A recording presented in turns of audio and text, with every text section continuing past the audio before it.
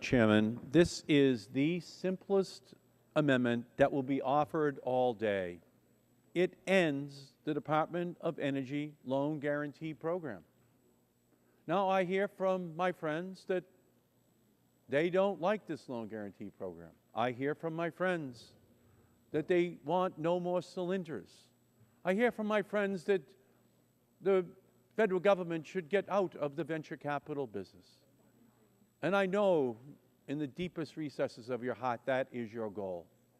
And that is why I have propounded the Markey Amendment today.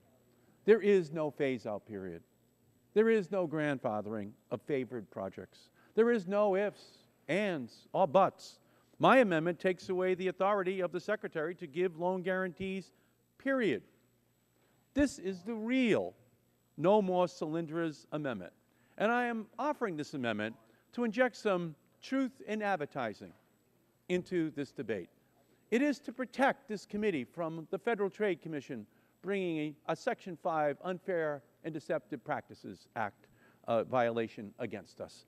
I am here because, in reality, the No More Solyndras Act, as drafted, should be called the only $88.4 billion more for nuclear and coal No More Solyndras Act of 2012, because that is what the majority, the Republicans, are propounding. This is the program that will remain after you vote out your bill today.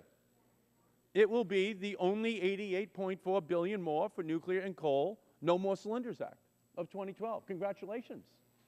You should be proud of this attempt to get us out of venture investment by the federal government. So there would be $76 billion for nuclear, the riskiest, $11.9 billion for coal. I'm sure that all of the Republicans that support the coal industry must be happy with that loan guarantee, huh?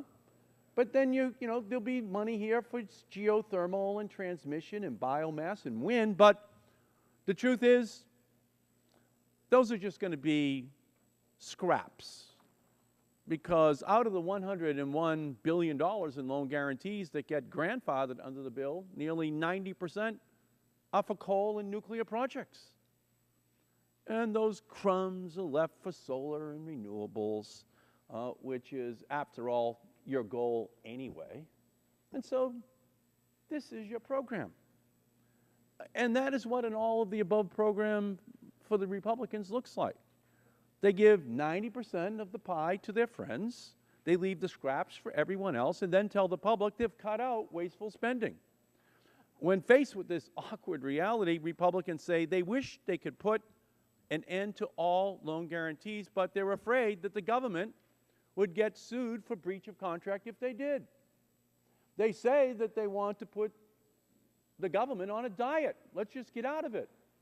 But a Republican diet for this program would be like saying, I'm on a strict diet except for the 5 hot fudge sundaes with whipped cream I'm going to eat every day, because that's the program that you leave here.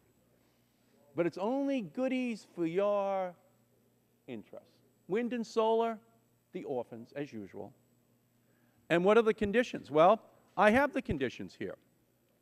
The documents that spell out the $8.3 billion conditional commitment that was signed by both the Department of Energy and the Georgia Power Company and their partners. It says that the Department of Energy can terminate the conditional agreement if it becomes illegal for DOE to provide loan guarantees because Congress changes the law. Well, we are the Congress, my friends. We are the bankers. We can decide. We can change the law. And if we do so, some fool can try and file a frivolous lawsuit, but the judge will toss it right out of court because we've ended the loan guarantee to the Southern Company. We can do that. That's what the law says. It's right in here. So let's not pretend that there's any real concern that if Congress repeals the loan guarantee program, that there's any real grounds for the nuclear industry to sue the government.